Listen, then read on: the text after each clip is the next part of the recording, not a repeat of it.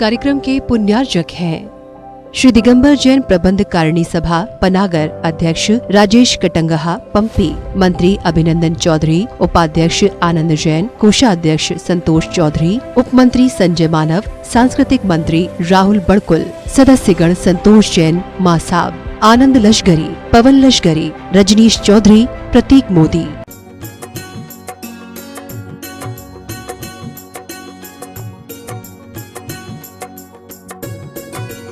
काव्य नंबर 106 से भगवान की स्तुति करते हुए। शांति देव के चरणों में जो जीव भक्ति से लगते हैं, निश्चित ही निज दोष हनन कर शांति भाव में रमते हैं। शीघ्र चक्र संस्कृति का हन कर धर्म चक्रवर्ती होते, कर्म चक्र पर चक्र विजय कर मोक्ष थान स्वामी होते। कर्म चक्र पर चक्र बना है जिसकी सेना नीच खड़ी, मोह महाबलवान बना है साजा सेना लिए एक बड़ी। आप अनादि मोह शत्रु को निर्दय होकर नष्ट किए, निज आत्म निज चक्र गुणों।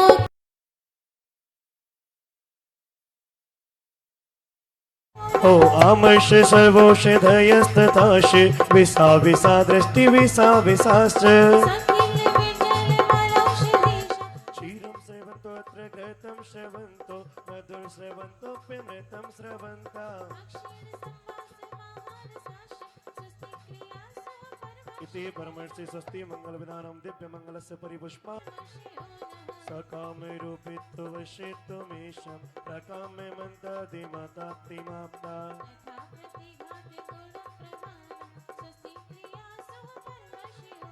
दीप्तं च तप्तं च तथामघोग्रं घोरं तपो घोर पराक्रमस्ता।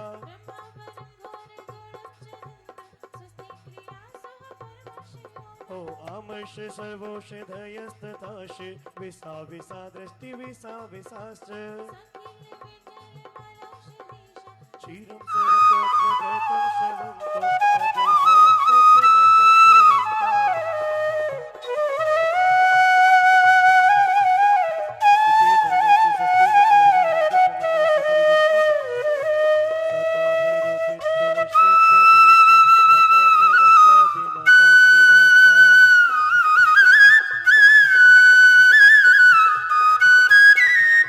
दीप्तं च तप्तं च तथामघोग्रं घोरं तपो घोर पराक्रमस्ता।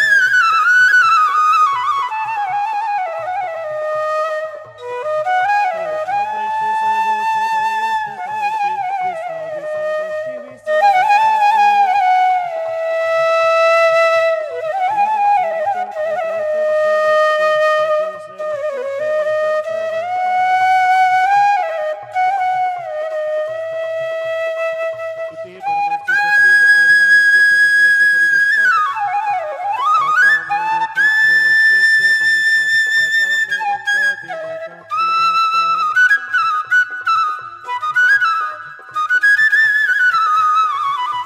दीप्तं च तप्तं च तथामघोग्रं घोरं तपो घोर पराक्रमस्ता।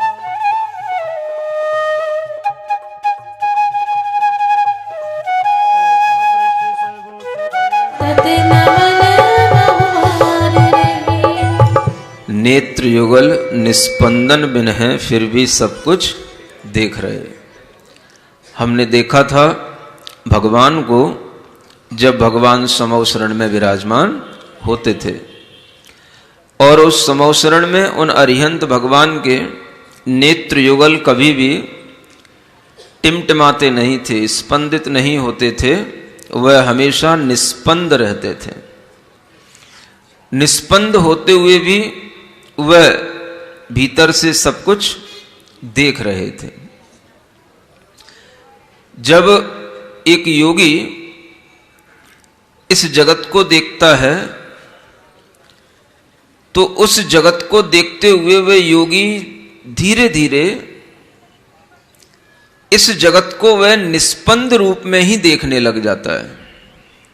जब कोई योगी योग की साधना करता है, जगत में स्पंदन दिखाई देता है, लोग हिल रहे हैं, डुल रहे हैं, घूम रहे हैं, चल रहे हैं, दौड़ रहे हैं, चीजें भी दौड़ रही हैं, लेकिन योगी का चित्त इतना स्थिर हो जाता है कि उससे यह स्पंदित जगत भी निस्पंद दिखाई देता है।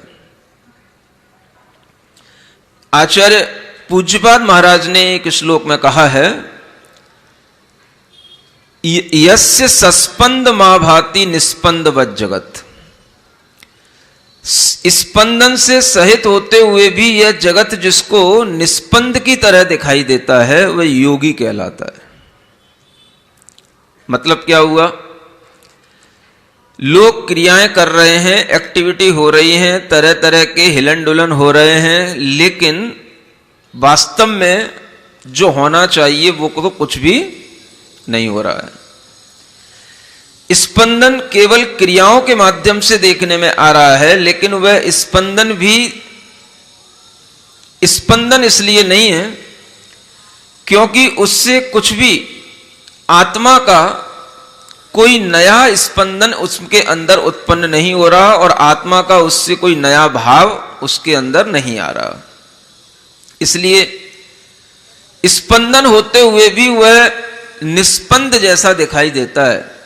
जगत एक तरह से वह जड़ की तरह दिखाई देता है। लोग दौड़ रहे हैं, चल रहे हैं, कुछ कर रहे हैं, ये कुछ करना भी उन्हें कुछ करने जैसा दिखाई नहीं देता, इसलिए यह निस्पंद की तरह कहलाता है।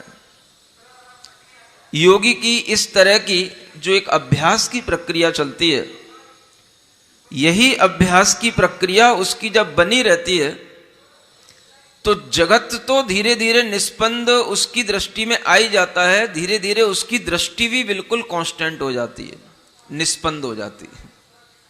एक जैसी उसकी बिल्कुल साइट एक अपनी नासा के अग्रभाग पर बिल्कुल कांस्टेंट हो जाती है, जिसे कहते हैं नासाग्र दृष्टि। यह नासाग्र दृष्टि होने पर हमारी जो ज्ञान दृष्टि है वह प्रकट होती है और इस नासाग्र दृष्टि की स्थिरता से ही एकाग्रता बढ़ती है। आप कभी अपनी नासा, अपनी नाक की अनी को अपनी आंखों से देखने की कोशिश करें। सुन रहे हैं? देखो, दिख रही है कि नहीं दिख रही?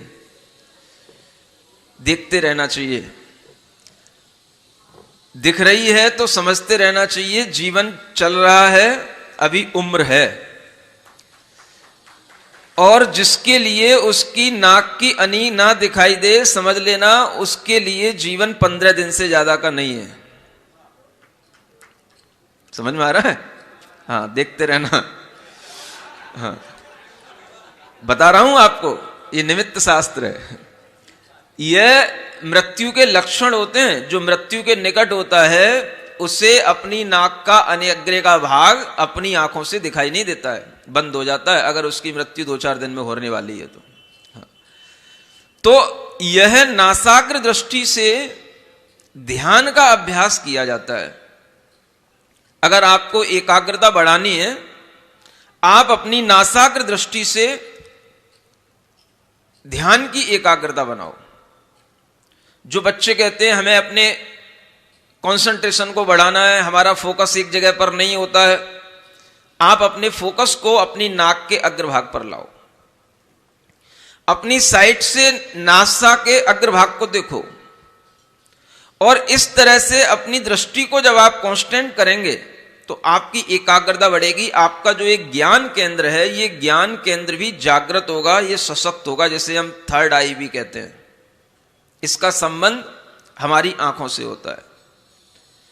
हमारे उस ज्ञान केंद्र के आसपास की तरंगें, ऊर्जाएं, सब कुछ पॉजिटिव होंगी। और जिन लोगों के लिए ये एकाग्रता नहीं बनती है, मन नहीं लगता है, वे इस तरह का अभ्यास करना शुरू करें, चाहे वो बच्चे हों चाहे बड़े हों। अपनी नाक की अनी पर अपनी दृष्टि को टिकाएं और वहीं पर केवल अरहम का बस उस नाक की अनी पर ही बस स्मरण करते रहे। बस हमें कुछ नहीं दिखाई दे रहा है, अरहम की आकृति दिखाई दे रही है, बस अरहम बना हुआ है। दीपक की लौ की तरह आपकी दृष्टि कभी हटेगी कभी जले लगेगी, उपयोग हटेगा लगेगा, लेकिन अगर आप निरंतर करते रहेंगे तो आपका उपयोग उसमें लगेगा। आपको वहां पर अरहम के अक्षर बस देखना है और अपनी दृष्टि को एकाग्र बनाना है। ये एकाग्रता का इतना बड़ा साधन है कि बड़े बड़े तीर्थंकरों ने इसी तरह से ध्यान की साधना की है, अपनी नासाग्र दृष्टि से अपने अंदर के मन को रोका है और फिर ऐसा करते करते जब उन्हें केवल ज्ञान की प्राप्ति हो गई तो उनकी दृष्टि जैसी थी नासाग्र वो वैसी ही की वैसी बनी रह गई। बाहर का जगत बाहर, भीतर केवल ज्ञान उत्पन्न होने से भीतर का जगत भीतर, और कुछ नहीं बचा। आप बताओ, अगर आपको केवल ज्ञान उत्पन्न करना है, अपने ज्ञान को बढ़ाना है, ज्ञान की संपूर्णता को प्राप्त करना है, तो आपको अवश्य ही यह प्रोसेस करना चाहिए। एकाग्रता बढ़ाना है, आप अपने नाक के अग्रभाग पर इस तरह से अरहम का केवल बस स्मरण करें और कुछ ना ध्यान रखें, बस अरहम हमें नाक के अग्रभाग पर दिखाई दे रहा है। बस आपकी ज्ञान की वृद्धि होगी, आपकी मेमोरी पावर बढ़ेगी, कंसंट्रेशन पावर बढ़ेगी, आपका फोकस जो जगह जगह पर डिस्ट्रैक्ट होता है वो एक जगह पर लग जाएगा। ये सब प्रक्रिया करने से आपके अंदर ध्यान की शक्ति बढ़ेगी और आप इसी तरह के ध्यान के माध्यम से सब पदार्थों को देखने वाले समस्त दर्शी दृष्टा बन सकते हैं। ये भगवान ने किया, यही अभ्यास हम लोगों को भी करना चाहिए। इसलिए यहां कहा है बाह्यार्थ बोध विमुखे विविक्त विज्ञ। हे भगवान, आप बाह्य पदार्थ का अब ज्ञान रखने के लिए पदार्थों को अपनी आंखों से नहीं देख रहे हो, लेकिन फिर भी आप भीतर से अपनी आत्मा से सर्वज्ञ बनकर के सब पदार्थों को एक साथ देख रहे हो। ऐसे भगवान सब पदार्थों को जानने वाले विज्ञ भगवान हैं।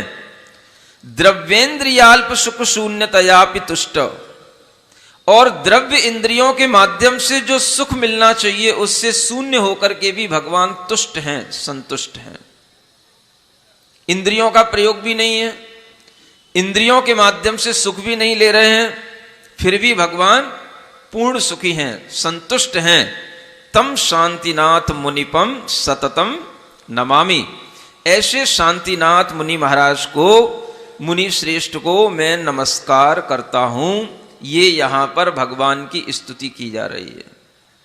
आज आप लोगों के लिए भगवान की स्तुति करते हुए इंद्रिय के सुखों से तुष्ट होने का भाव आता है, लेकिन भगवान की स्तुति वास्तव में तब सार्थक होती है जब हम भगवान की तरह इंद्रिय के सुखों की कल्पनाएं या तृष्णाएं न रखें।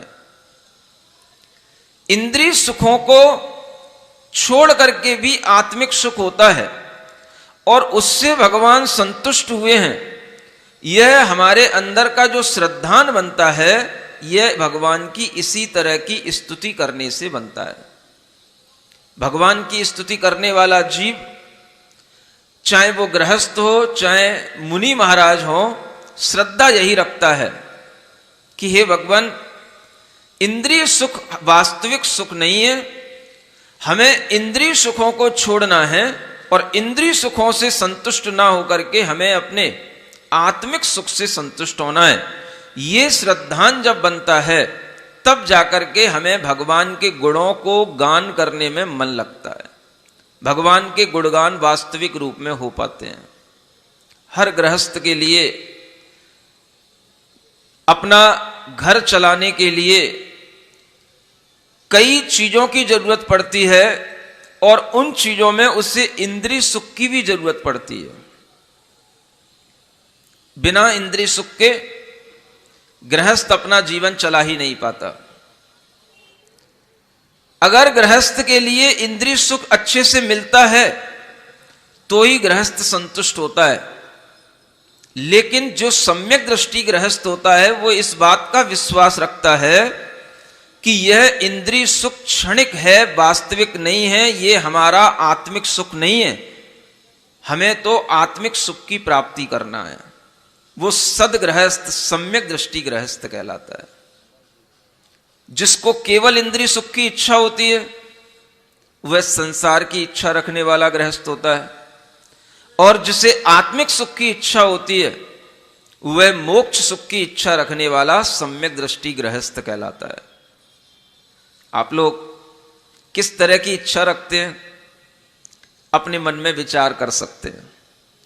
इच्छाएं बदलती भी रहती हैं, लेकिन इच्छाएं अगर हमारी इंद्रिय सुख से ऊपर उठ करके होती हैं तो हम बहुत कुछ इस संसार में रह करके भी, संसार से विरक्त होकर के भी हम जी सकते हैं, और ऐसा जीवन जीने के माध्यम से ही हमारे जीवन में बहुत कुछ सुख की भी प्राप्ति होती रहती है।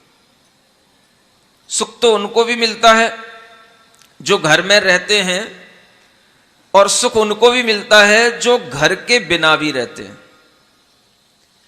इंद्रिय सुख की प्राप्ति करने के लिए गृहस्थ को हमेशा प्रयत्न करने पड़ते हैं, इंद्रिय के विषयों की संयोजना करनी पड़ती है, और उसके लिए वो अपनी गृहस्थी बनाता है, अपना परिवार बनाता है, और इस तरह के वह परिवार को बढ़ाते हुए जब वह इंद्रिय सुख की वृद्धि करता है तो उसके साथ साथ उसे ये लगने लग जाता है कि यह इंद्रिय सुख भी एक सीमा तक ही सुख देने वाला है, उसके बाद तो हमें यह इंद्रिय सुख भी सुख नहीं दे रहा है।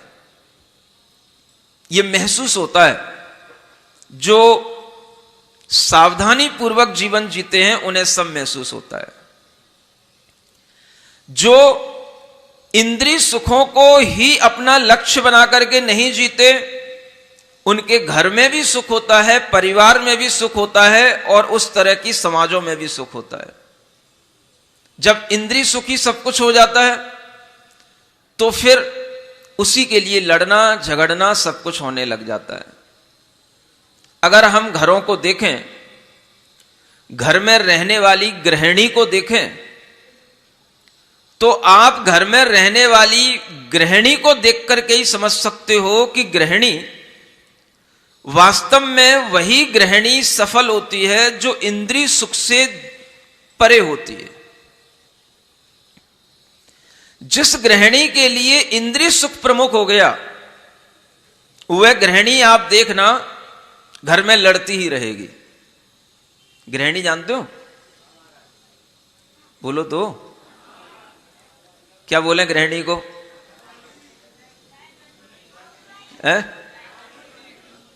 देखो ये शब्द भी कैसे बना है।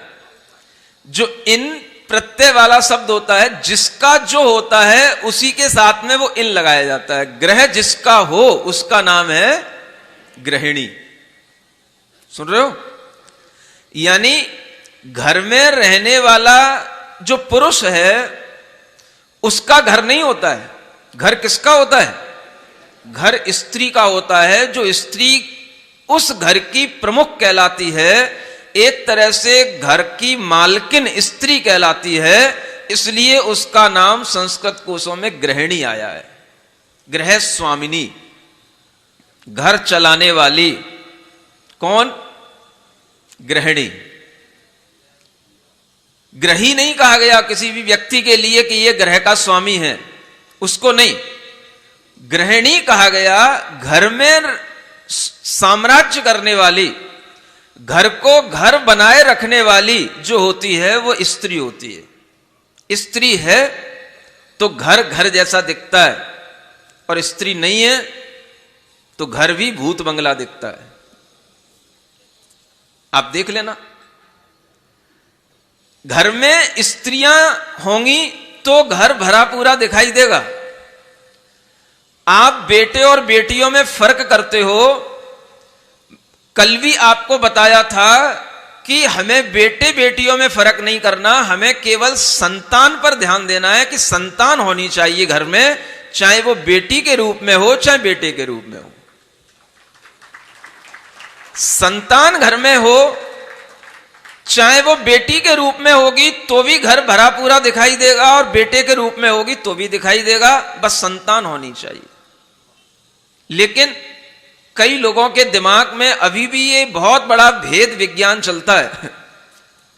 बेटा होता है तो आज भी लोग खुशी मनाते हैं, और बेटी होने पर आज भी लोग मातम तो नहीं मनाते लेकिन फिर भी थोड़ा सा लोगों में जितनी खुशी होनी चाहिए वो खुशी नहीं होती। ये एक भाव आपका अब इस परिवेश में सुधरना चाहिए। आपको प्रयोजन सिर्फ संतान से होना चाहिए। घर में अगर बेटियां हैं, बहुएं हैं, तो वह घर अपने आप में घर लगता है। आप कल्पना करो जिस घर में केवल 4-5 पुरुष रह रहे हो, नहीं समझ में आया, जिसमें एक भी स्त्री ना हो, आप उसको घर जैसा समझोगे? आप कल्पना करो और आप विचार करो कि जिसमें 5-7 महिलाएं रह रही हो और 5-7 उसमें पुरुष भी हो, तो वो आपको घर जैसा लगेगा। अगर 5-7 उसमें कन्याएं हैं, भले ही पुरुष उसमें 1 या 2 हैं, तो भी वो घर आपको घर जैसा लगेगा। इसलिए कन्याओं से घर सुशोभित होता है। कन्याओं से ही घर की शोभा होती है, और वही कन्या जब विवाहित होकर के दूसरे घर में पहुंचती है तो दूसरे घर की शोभा भी उसी बहू से होती है, उसी वधू से होती है। अन्यथा आपका घर कितना ही बड़ा बना रहे, आपके घर में कितना भी धन का अंबार लगा रहे, आपके घर में कितने ही पुरुष की संख्या बनी रहे, अगर घर में स्त्री नहीं है, कन्या का स्थान नहीं है, तो वो घर जैसा लगता नहीं है। घर की शोभा कन्या से होती है, गृहिणी से होती है, और गृहिणी अनेक रूपों में आपके सामने होती है। एक गृहिणी के अंदर इंद्रिय सुख की विशेषता नहीं होती कि वो हमेशा इंद्रिय सुख की ओर देखे। इंद्रिय सुख के लिए उसका एक टाइम हो सकता है, लेकिन वो हमेशा इंद्रिय सुख में नहीं रह सकती। एक अच्छी गृहिणी, वह अच्छी गृहिणी जो होती है वह दिन में हर अपना वह काम करती है जो काम एक गृहिणी के लिए घर में करने योग्य होता है। घर किससे चलता है? नौकरों से, कि घर में काम करने वाली गृहिणी से? अब तो बेटा तुम्हें घर में काम करने वाली बहुएं भी नहीं मिलेंगी क्योंकि अब जो पढ़ाई हो रही है, जो शिक्षा हो रही है, जो जॉब हो रही है, उसमें उनका माइंड सेट इसी तरह का हो जाता है, हम कोई घर के काम करने वाले लोग नहीं हैं, हम कोई घर में काम करने के लिए नौकरानी बन के तुम्हारे यहां नहीं आए। तुम्हें अपने घर के कपड़े धुलाना है, घर में झाड़ू पोंछा लगाना है, अपने घर में कोई भी तुम्हें काम करना है, बर्तन धोना है, सब बुला लियो, अपने अपना लगा लो, कपड़े धोने वाली लगा लो, बर्तन साफ करने वाली लगा लो, झाड़ी पोंछे वाली बुला लो। मैं इसके लिए नहीं आई हूं बधू बन के। ये सीख रही हैं आज की बेटियां। बोलो सीख रही कि नहीं? बेटियों की मानसिकता ये बनती चली जा रही है, क्योंकि अब हम पुराने ढर्रे के नहीं रहे हैं, अब हम एक नए जमाने के समानता के अधिकार में जीने वाली बेटियां हैं आजकल की। उन्हें समानता के नाम पर यह सिखाया जाता है। सीख लो, अच्छी बात है, लेकिन आपको यह ध्यान रखना पड़ेगा, अगर आपका फोकस घर और परिवार को चलाने पर नहीं है, केवल आपका फोकस अपनी शिक्षा, स्वावलंबन, अपना कैरियर, अपनी ही केवल पहचान बनाने में है, तो आपसे कभी घर परिवार नहीं संभलेगा, आप कभी घर परिवार नहीं चला पाओगे, आपको गृहिणी की उपाधि नहीं मिल पाएगी। आज की बेटियों के लिए बीटेक की उपाधियां मिल रही हैं, एमबीए कर रही हैं, बीबीए कर रही हैं, फैशन डिजाइनर हो रही हैं, इंटीरियर डिजाइनिंग की कोर्स कर रही हैं, बड़े बड़े आईएएस आईपीएस की भी तैयारियां कर रही हैं, डॉक्टर हो रही हैं, कलेक्टर हो रही हैं, सब हो रही हैं। कमी कहां रह रही है? हो तो गए कुछ, जॉब में कंपनी के मैनेजर हो गए, किसी ना किसी कंपनी के कोई बहुत बड़े अच्छे पदों पर पहुंच गए, लेकिन घर में कुछ नहीं है, घर सूना पड़ा है। जिनकी जॉब है उन्होंने जॉब वाले पुरुषों से ही शादी की है, क्योंकि उन्हें वही पसंद आएंगे। जो जॉब कर रही हैं उन्हें जॉब वाले पुरुष ही पसंद आएंगे। वो भी जॉब पे चला गया, स्त्री भी जॉब पे चली गई, घर में ताला लगा है। शाम को आएंगे तब घर का ताला खुलेगा। तब तक घर में आने के बाद में अब हम आकर के, हम भी थके हैं, तुम भी थके हो, भोजन कौन बनाए? ठेका लिया है क्या? स्त्री भोजन बनाएगी। स्त्री पुरुष के समान है, ये तुमने सीखा नहीं कभी? हम पे ऑर्डर नहीं चलाना। भोजन कौन बनाए? नौकरानी रख लो, भोजन बनाने वाली अलग से रख लो। ले आया करो कहीं से, होटल से टिफिन ले आया करो, तुम भी ले आया करो, हम भी ले आया करें। तुम अपना भोजन खा लो, हम अपना भोजन खा लें। अब बताओ ये घर बचा क्या? भोजन भी घर में नहीं बन रहा है, भोजन भी एक दिन मिला, संडे भी मिला, मान लो रोजाना तो टाइम मिलना नहीं, अब एक दिन संडे मिला, उस संडे के दिन आप भोजन बनाते बैठेंगे दिन भर? चलो किसी होटल पर कहीं घूमने चलते, पिकनिक मनाने चलते हैं, तो वो एक दिन भी कहीं बाहर जाना है, एक दिन भी कहीं बाहर जाके खाना है। जिस घर में भोजन नहीं बन रहा, जिस घर में स्त्री कोई घर का काम नहीं कर रही, उसको घर का काम करने का टाइम नहीं है, क्योंकि ऑफिस का लोड इतना है, ऑफिस का वर्क इतना है कि वो घर का सारा काम कर ही नहीं सकती, उसे ऑफिस का काम करने की जिम्मेदारी है। तो अब वह गृहिणी कहां रही? जिसको घर में लाया गया था विवाह करके, अब वह घर के किसी काम की नहीं है, वो सिर्फ ऑफिस के काम की है। सुन रहे हो?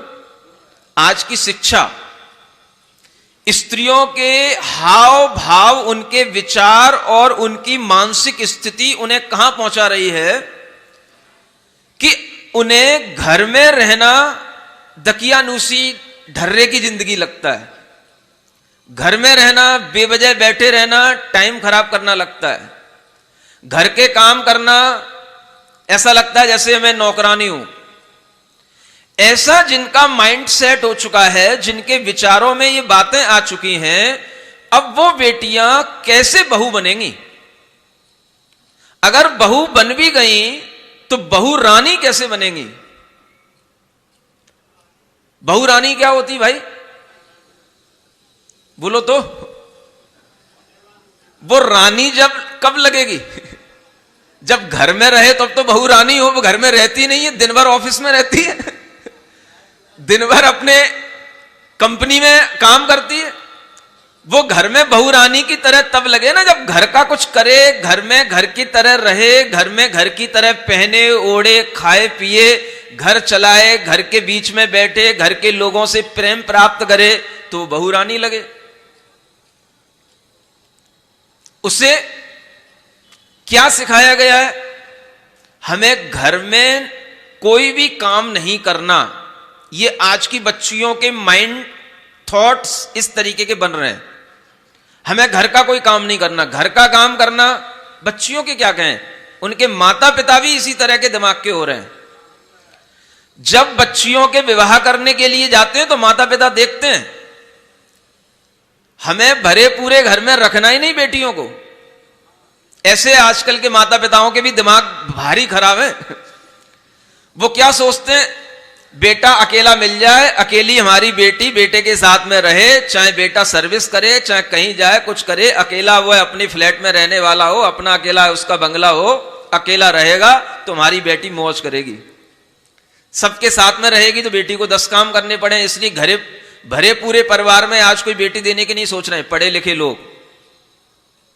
सुन रहे हो? ये देखो दिमाग कहां जा रहे हैं।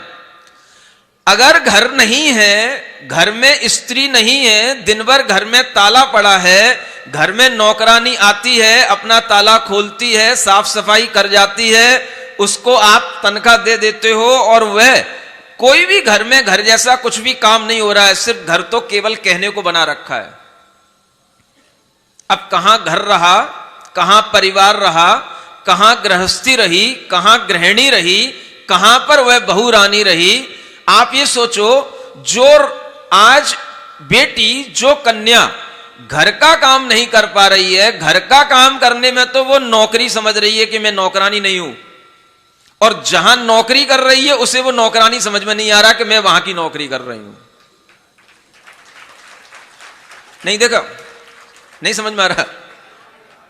वो जो उसकी ये सर्विस, वो मेरी सर्विस है, मेरी जॉब है, जॉब, हाँ, वो जॉब ही उसके लिए जॉयफुल, जॉय के लिए है बस, और दुनिया में कोई चीज उसके लिए अब जॉयफुल नहीं है।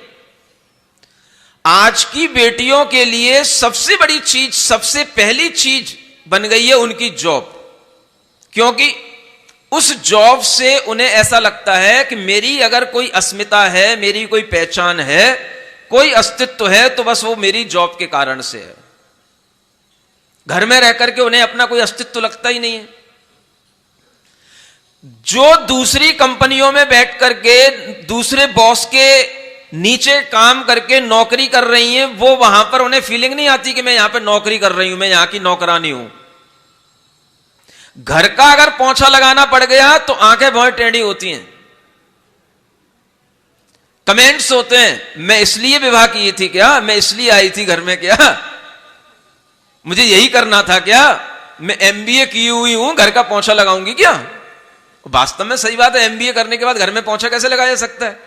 हमने तो एमबीए किए थी मास्टर ऑफ बिजनेस एडमिनिस्ट्रेशन के लिए, है ना, बिजनेस मैनेजमेंट के लिए, और यहां पर हम घर का क्या मैनेजमेंट करें। ये पोंछा लगाना कोई घर का मैनेजमेंट कहलाता है क्या, कर ही नहीं सकती।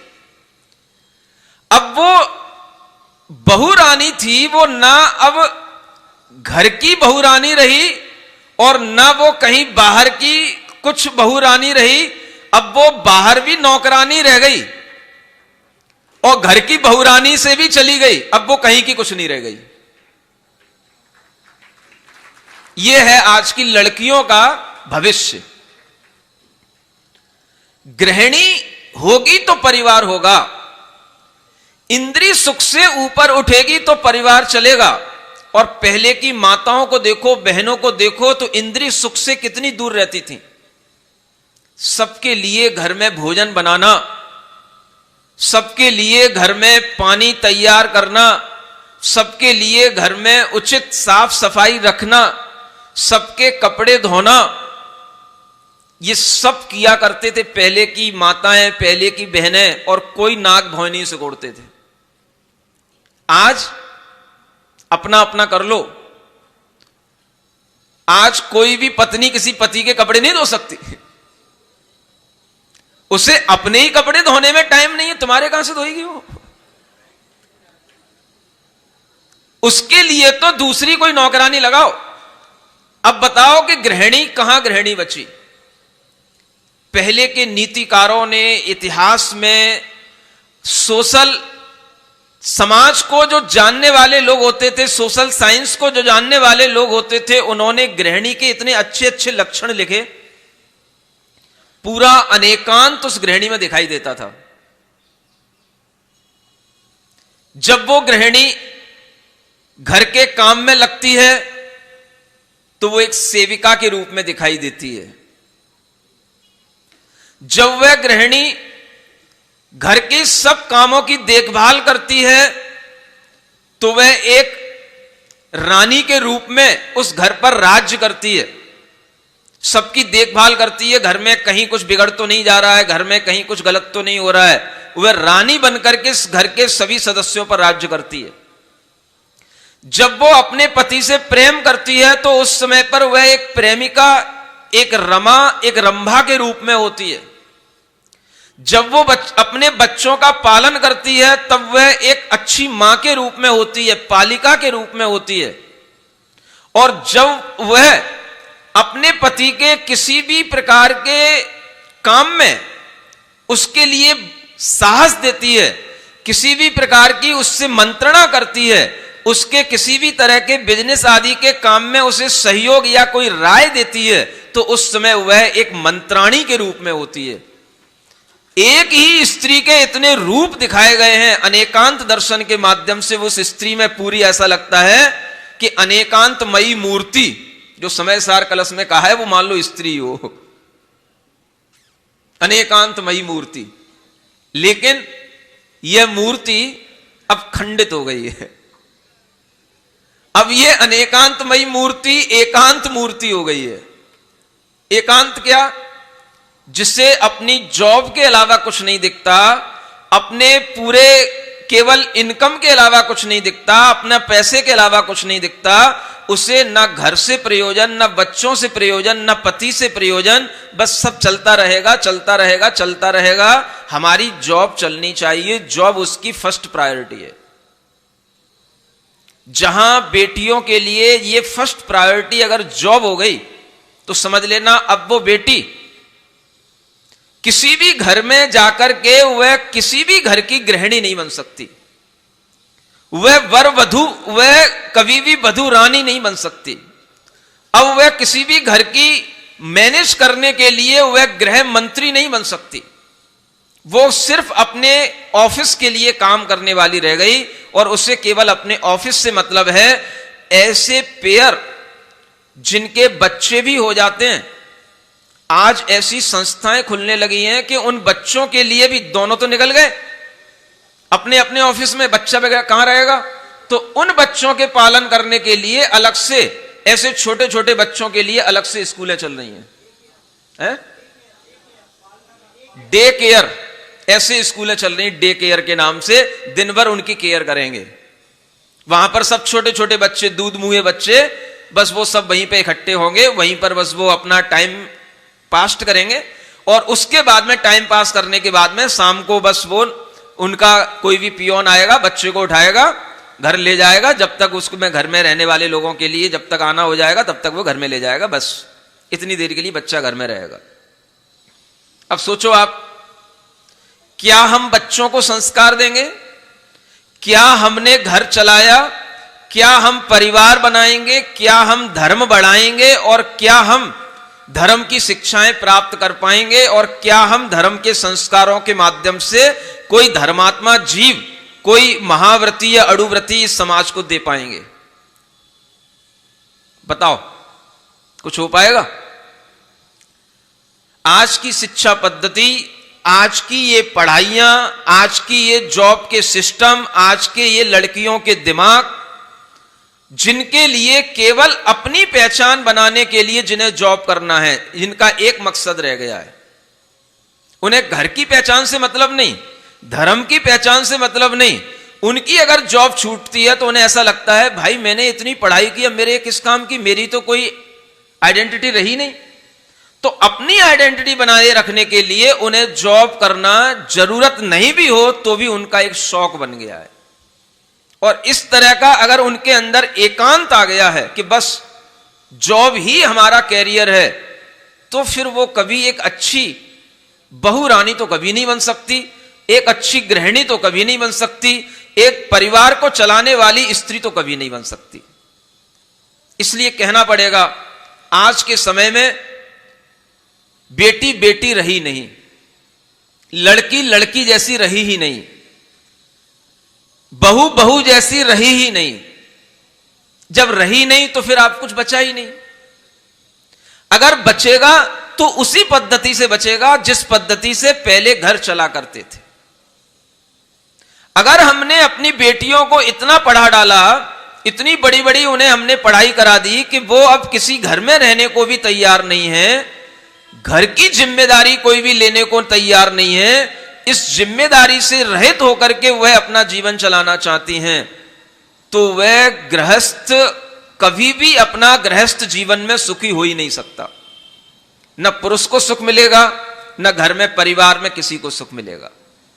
आप देखो पहले के घरों में ऐसा नहीं है कि आप ये समझते हो जैसा कि दुनिया में कहा जाता है पहले स्त्रियों को घर में दासी बना करके रखा जाता था, उन्हें टॉर्चर किया जाता था।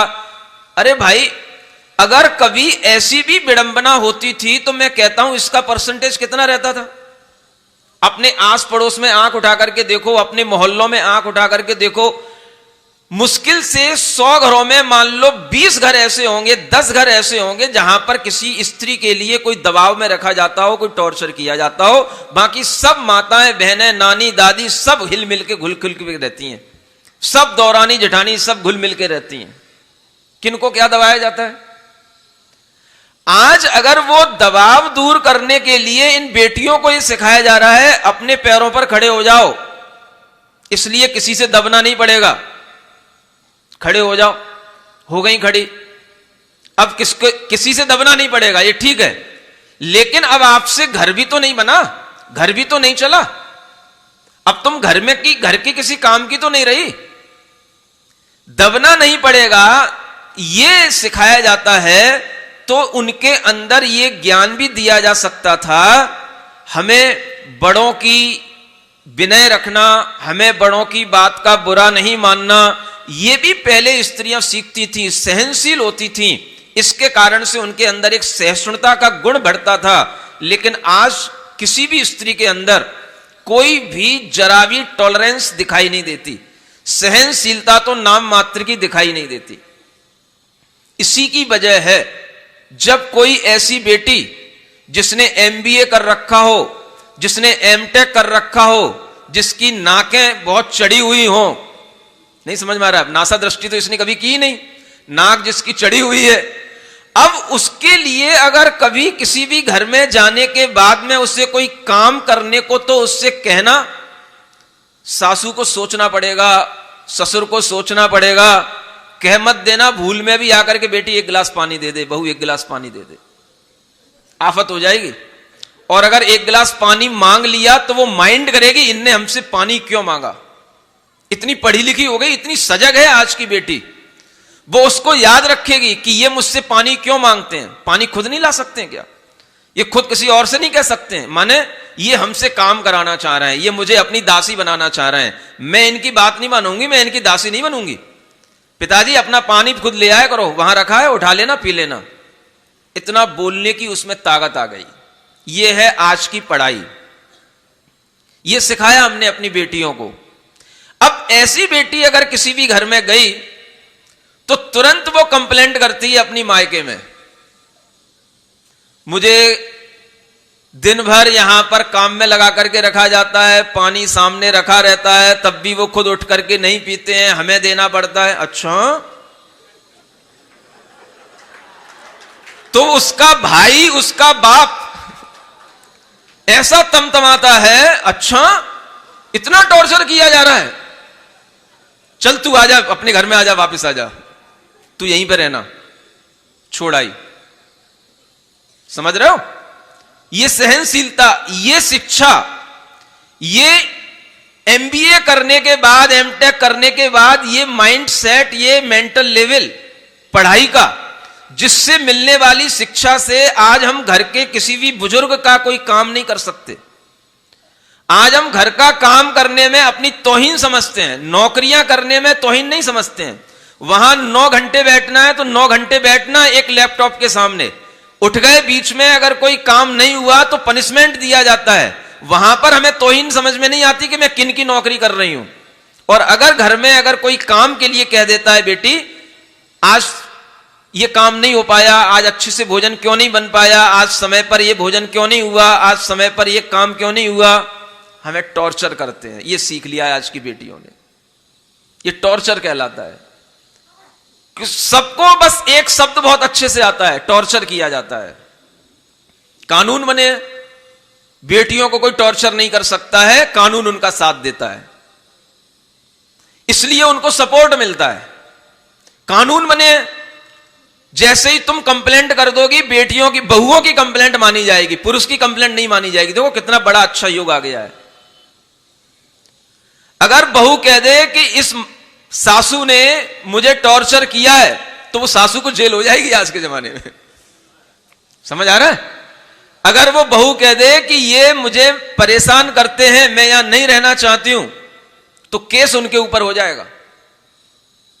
ये कानून उनके साथ में बने हुए हैं। मैं कहता हूं सब ठीक है। कानून किस लिए बने थे? कानून आपकी सुरक्षा के लिए बने थे।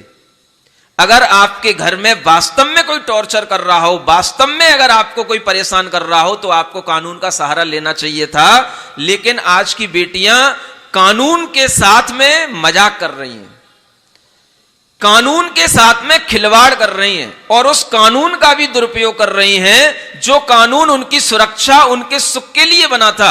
आज उसी कानून के सहारे वह अपने जीवन में ऐसा दुख पाल लेती हैं कि छोटी छोटी बातों पर अपना घर छोड़ देती हैं, छोटी छोटी बातों पर अपने सास ससुर को छोड़ देती हैं और घर से भाग आती हैं। अकेली रह लेंगी, अपना जॉब करके रह लेंगी और उस कानून के सहारे उन पर केस भी कर देंगी, लेकिन वे सुखपूर्वक अपना जीवन नहीं जी सकती, क्योंकि कानून उनकी सुरक्षा के लिए बना था, उनके सुख के लिए नहीं बना था। तो सुरक्षा तो उनकी हो गई, लेकिन सुख उनको जीवन में जो मिलना चाहिए था वो नहीं मिल पाया। अब उन्हें अकेला जीवन जीना उनकी मजबूरी हो गया। नहीं जियोगे तो दूसरी शादी करो, तीसरी शादी करो। इस तरह की एक परिस्थिति अगर बनती है तो यह बहुत ही गंदी वृत्ति कहलाती है। स्त्रियों के लिए यह बहुत ही गंदा आचरण कहलाता है और इस तरह का आचरण करना उनकी फिर मजबूरी बन जाती है, क्योंकि उम्र अभी छोटी है। करें क्या? 2 महीने में ही, 2 साल में ही पहली शादी टूट गई तो अब जिंदगी भर कैसे बेटी गुजारे? तो ऐसा करना अब उनकी मजबूरी बनती है। माता पिता उन्हें मजबूरन ये बातें कराने के लिए प्रेरित करते हैं, बेटी दूसरी शादी कर ले।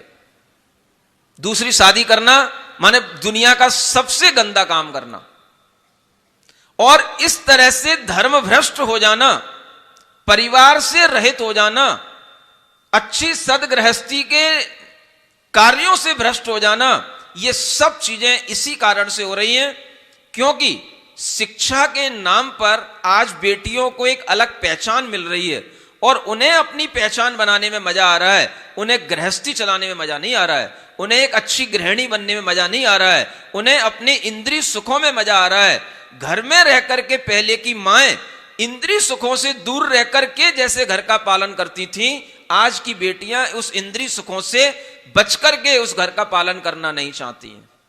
इतना भी दुख नहीं चाहती कि हमें घर का भोजन बनाने के लिए कभी आंख में मेरी धुआं चला जाए, रोटी का धुआं मेरी आंख में चला जाए। कि किसी चूल्हे का तो अब धुआं निकलता ही नहीं है, रोटी का ही निकलेगा अब तो क्या है, गैस के चूल्हों में कहां धुआं निकलता है?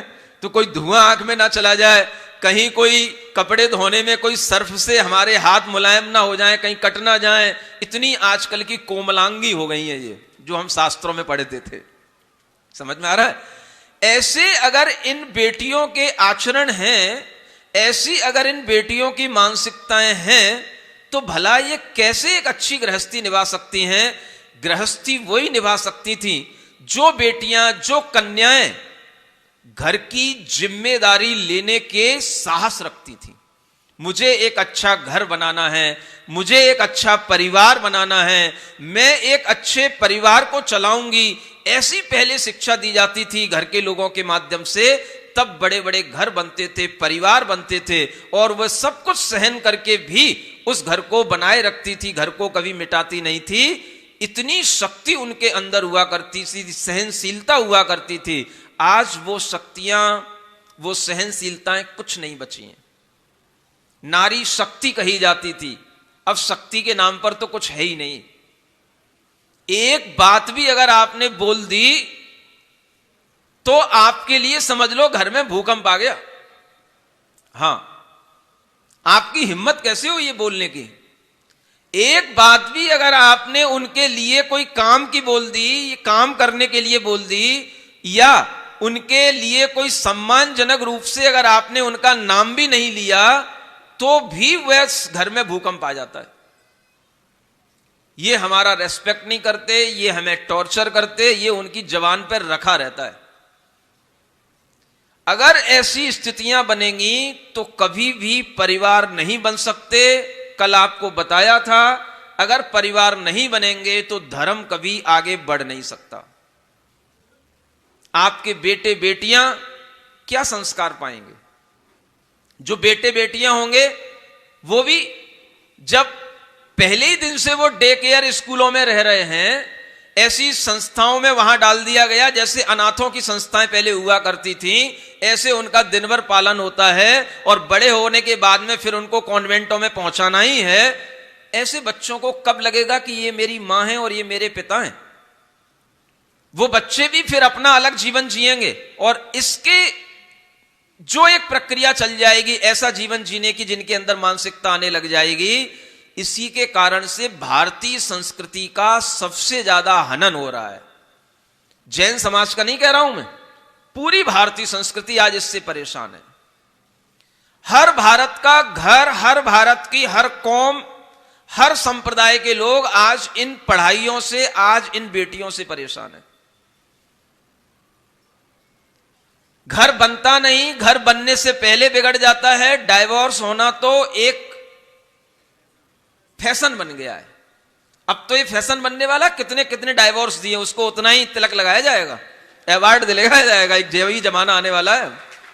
हाँ, किसने कितने डाइवोर्स दिए हैं, इसके लिए भी भाई बहुत बोल्ड लेडी कहलाएगी जिसने 3-3, 4-4 डाइवोर्स करवा लिए हो। समझ आ रहा है? एवॉर्सन की तो बात ही नहीं है, डाइवोर्स की बात कर रहा हूं। तो उनके लिए अब अवार्ड मिलना चाहिए, ये जमाना आने वाला है। आप सोचें कि जिंदगी में अगर हमने घर निभाने की जिम्मेदारी नहीं लेना सीखी, तो मैं समझता हूं आज की बेटियों का पढ़ा लिखा होने से अच्छा अनपढ़ होना अच्छा था। अनपढ़ होना अच्छा था।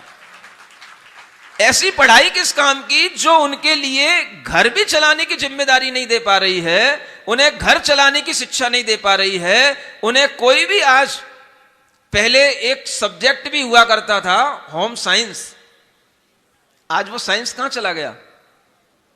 सोशियोलॉजी पढ़ना नहीं, होम साइंस पढ़ना नहीं, क्या पढ़ना?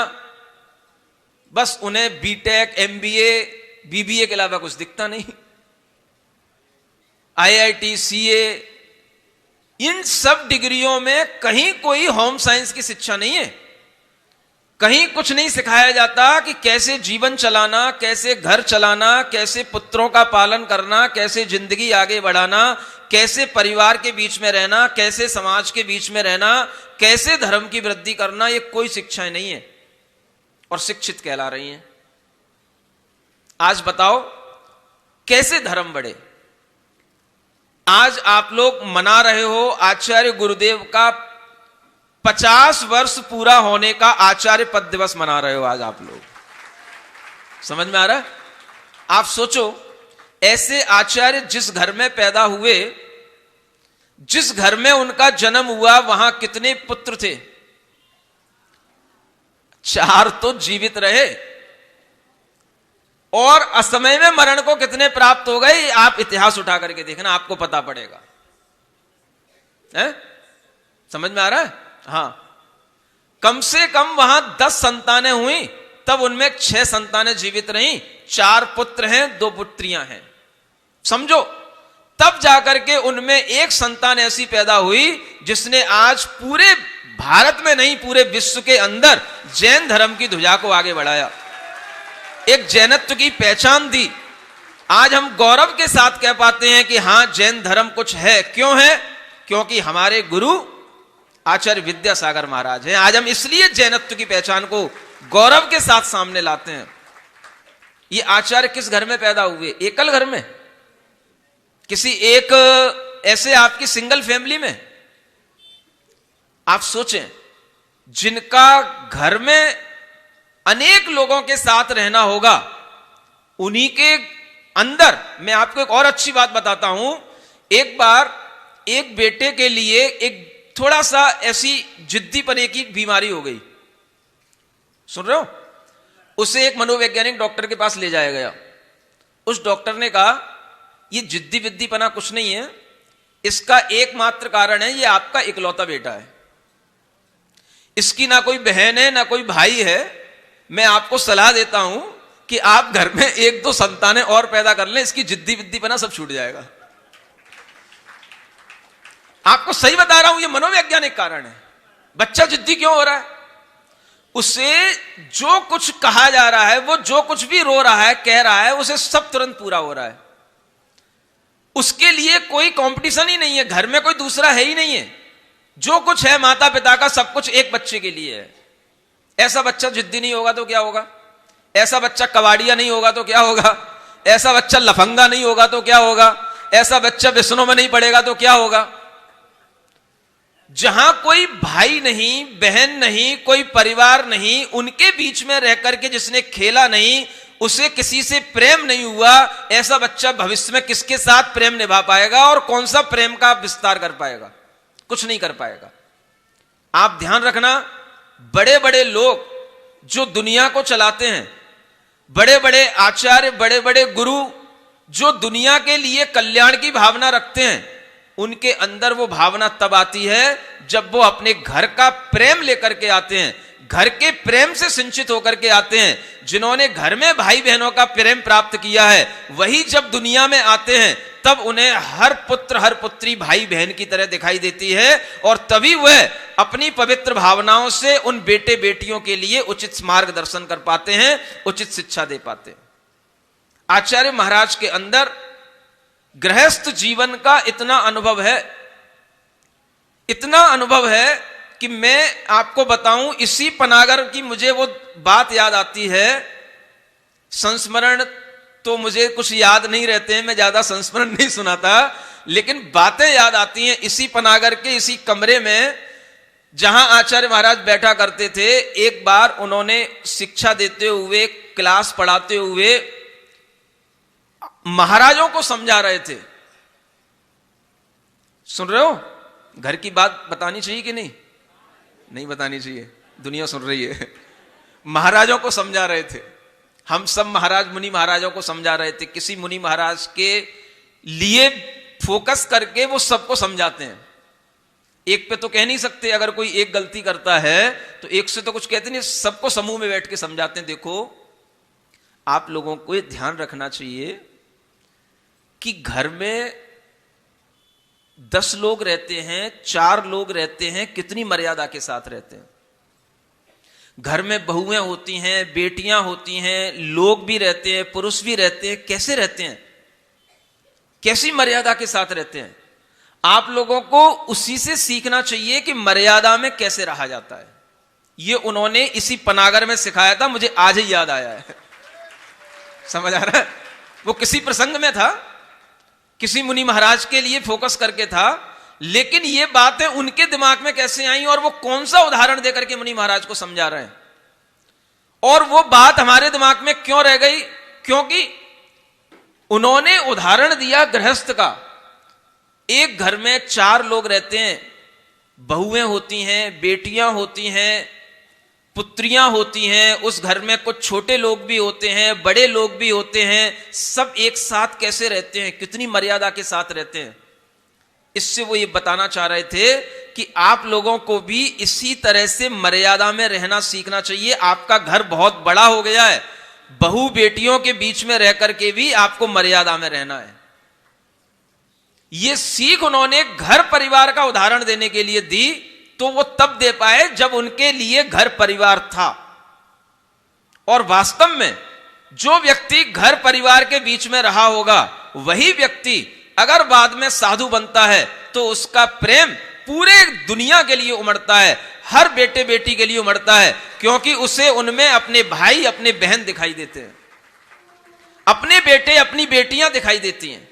तभी जाकर के वह पृथ्वा स्थली जैसी चीजें बनती हैं, जिनके माध्यम से बेटियों को संस्कारित और उनको संरक्षण दिया जाता है, अच्छी शिक्षाएं दी जाती हैं। ये सब उसी परिवार में रहने के परिणाम हैं। मैं आपको मनोवैज्ञानिक ढंग से बता रहा हूं कि जो बेटा परिवार के बीच में पालन पोषण जिसका होगा, 4 भाई बहनों के बीच में जो बेटा रहेगा, वो ना कभी जिद्दी बनेगा, ना वो कभी डिप्रेशन का शिकार बनेगा, ना वो कभी भी व्यसनी बनेगा, और ना वो कभी भी किसी भी बेटी को, किसी भी बहन को धोखा देने वाला बनेगा। जिसके घर में 2-4 बहनें होंगी, वो कभी किसी बहन को धोखा नहीं देगा। ये सीख लो आप, ये मनोवैज्ञानिक तरीके से बता रहा हूं। दुनिया के मनचले लड़के उनको धोखा देते हैं जिनके घर में कोई बेटियां बहनें नहीं होती हैं, और ये वही एकल लड़के होते हैं जिनके माता पिताओं ने एक एक संतान पैदा कर रखी है। सबसे ज्यादा भ्रष्टाचार यहीं से उत्पन्न होता है। ये मनोवैज्ञानिक ढंग से बता रहा हूं, क्योंकि उनके अंदर वो समझ नहीं होती कि घर परिवार के बीच में कैसे रहा जाता है और दूसरे लोगों को भी अपनी बहनों की तरह कैसे देखा जाता है, ये उन्हें देखना नहीं आता। जिनके घर में कोई है ही नहीं, उन्हें क्या देखना आएगा। उनके अंदर जो वासना का स्तर रहता है वो बहुत बड़ा हुआ रहता है, और इसी कारण से अनेक तरह के भ्रष्टाचार जो दुनिया में दिखाई देते हैं, उसका एकमात्र कारण आपको बता रहा हूं, घर में एक संतान का होना। ये अच्छे ढंग से सुन लो, अच्छे ढंग से समझ लो। किसी भी तरह की इस पे रिसर्च करा लेना, आपको सर्वे करा लो, रिसर्च करा लो, पीएचडी करा लो इन सब्जेक्टों पे। आपको ध्यान रखना है, आज धर्म की वृद्धि परिवारों से होगी। कल से कह रहा हूं, हम चाहते हैं कि यहां पर लोग आए हैं प्राकृत भाषा को लेकर के, प्राकृत भाषा का प्रचार करना है। प्राकृत भाषा घर घर में सिखाई जानी चाहिए। आपसे पहले भी कहा था, जब भी कभी जनगणना हो, उसमें अगर कभी आपको लैंग्वेज लिखने का ऑप्शन आए तो सबसे पहले आपको प्राकृत लिखना है, क्योंकि हिंदी की जननी भी प्राकृत है। हिंदी किससे उत्पन्न हुई? हिंदी की मां कौन है? तो प्राकृत भाषा है। प्राकृत भाषा से ही संस्कृत और उसी से हिंदी उत्पन्न हुई है। इसलिए सबसे पहले आपके लिए प्राकृत होना चाहिए, और उसी प्राकृत का आपको प्रचार करने के लिए हर घर घर में यह भाव होना चाहिए कि हम प्राकृत भाषा बोलते हैं, हम प्राकृत भाषा पढ़ते हैं। अगर आपके अंदर अपनी भाषा से प्रेम होगा तो आपको अपने धर्म से प्रेम होगा। यह सीधा सीधा सिद्धांत है। जिसको अपनी भाषा से प्रेम है, उसे अपने उन भाषा को देने वाले आचार्यों से प्रेम है, जिन वाणी से प्रेम है। तीर्थंकरों की वाणी वह प्राकृत की वाणी है जो सब जीवों के लिए सहज रूप में खिरी थी।